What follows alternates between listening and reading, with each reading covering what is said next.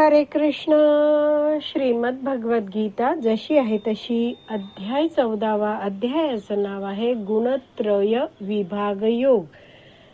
श्लोक क्रमांक 3 वर श्रील बलदेव विद्याभूषण यांनी लिहिलेली जी गीताभूषण टीका आहे ती आपण वाचत आहोत. पुढे वाचन सुरू करण्याआधी श्रील प्रभुपादांना प्रार्थना करूया.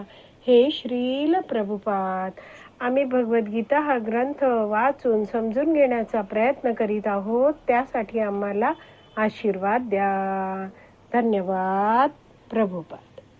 पुढे श्रील बलदेव विद्याभूषण लिहितात, भगवद्गीतेच्या 7.4 आणि 7.5 या श्लोकांमध्ये भगवान श्रीकृष्णांनी स्वतःच्या 2 शक्तींबद्दल वर्णन केलं होतं.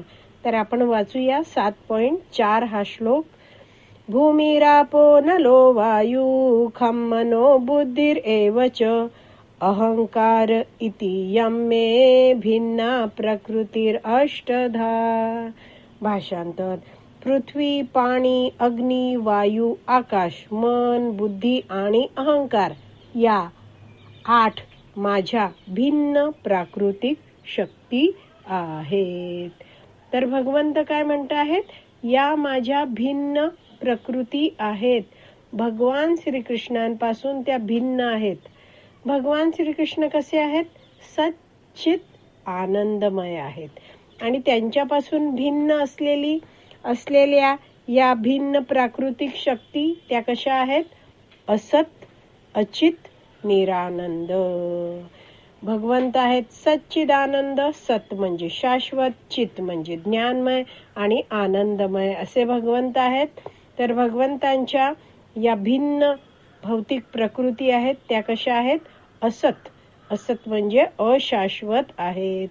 अचित म्हणजे जड तत्व आहेत.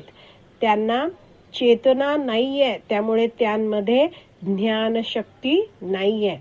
आणि निरानंद तर असं जड तत्व आहे, ते कोणत्याही प्रकारचा आनंद अनुभवू शकत नाही.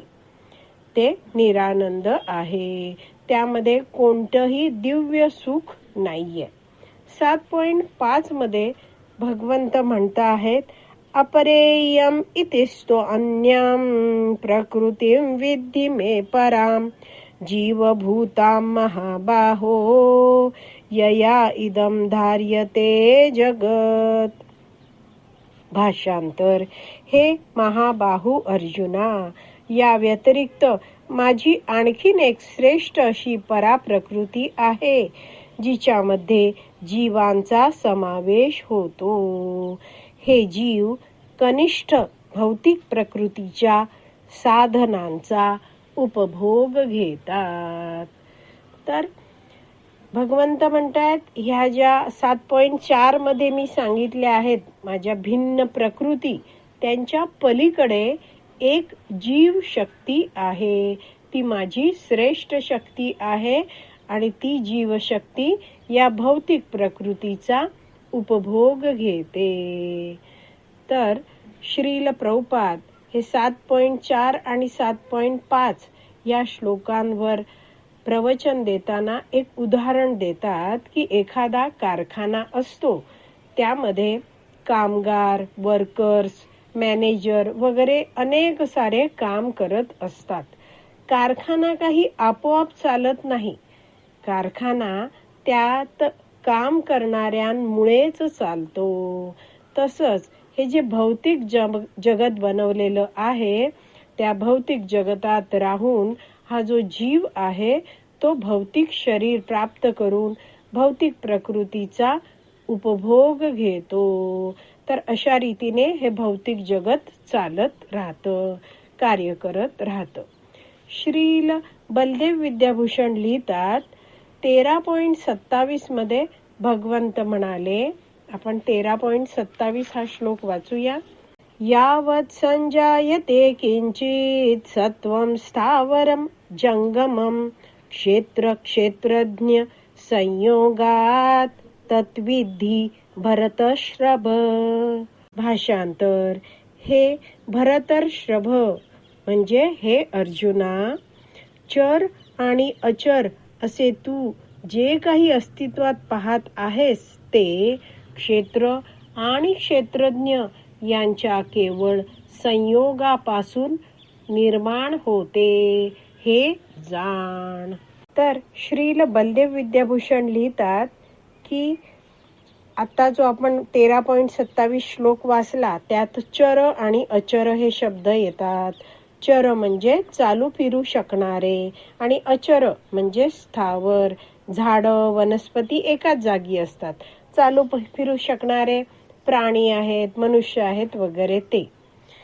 आणि म्हटलं आहे क्षेत्र आणि क्षेत्रज्ञ. तर क्षेत्र म्हणजे शरीर, क्षेत्रज्ञ म्हणजे जीवात्मा. तर इथे श्रील बलदेव विद्याभूषण समजवतायत की 13.27 हा श्लोक दर्शवतो की या भौतिक जगतात जे काही अस्तित्वात आहे ते सगळं या दोन शक्तींचा संयोग आहे, म्हणजे जीवात्मा आणि भौतिक प्रकृती. 13.27 हा जो श्लोक आपण वाचला त्याच्या तात्पर्यात अगदी सुरुवातीलाच प्रभुपाद काही माहिती लिहित आहेत, ती वाचूया. या श्लोकामध्ये म्हणजे 13.27 या श्लोकामध्ये सृष्टीच्या उत्पत्तीपूर्वीही अस्तित्वात असणाऱ्या जीव आणि भौतिक प्रकृती या दोहोंचे विश्लेषण करण्यात आले आहे. तर सृष्टी निर्माण होण्याच्या आधीच जीव पण उपस्थित आहे आणि भौतिक प्रकृती पण अस्तित्वात आहे. पुढे लिहिलं आहे सर्व सृष्ट पदार्थ म्हणजे जे या सृष्टीमध्ये निर्माण केलेले पदार्थ आहेत ते म्हणजे भौतिक प्रकृती आणि जीव यांचा संयोग होय. सृष्टीमधील वृक्ष, पर्वत इत्यादी अचर वस्तू आहेत आणि मनुष्य, प्राणी वगैरे हे सगळे चर वस्तू आहेत. तर या सर्व भौतिक प्रकृती आणि पराप्रकृती जीव यांच्या संयोगामुळेच निर्माण होतात. तर आपण हे जाणून घेतलं आहे. श्रील बलदेव विद्याभूषण लिहितात क्षेत्र म्हणजे हे शरीर आहे जे भौतिक घटकांपासून बनलेलं आहे आणि क्षेत्रज्ञ म्हणजे जीवात्मा आहे जो या भौतिक शरीरात राहतो.